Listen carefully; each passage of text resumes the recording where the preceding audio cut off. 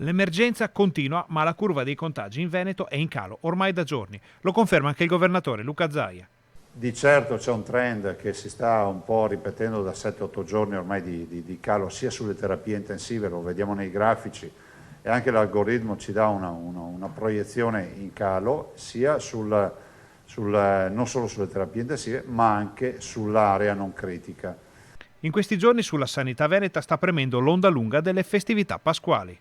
La situazione sanitaria sta scontando le vacanze pasquali, per capirci, perché noi abbiamo storie di contact tracing di alcuni ricoverati che abbiamo che sono quelli della fase pasquale.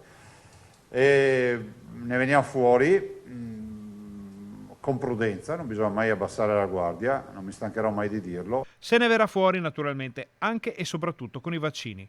E dopo qualche rallentamento la campagna vaccinale sta riprendendo slancio. La vaccinazione sta incalzando, anche stamattina abbiamo fatto una riunione con i direttori generali, stiamo spingendo molto. Di fatto per noi è chiusa la partita degli over 80, è chiusa.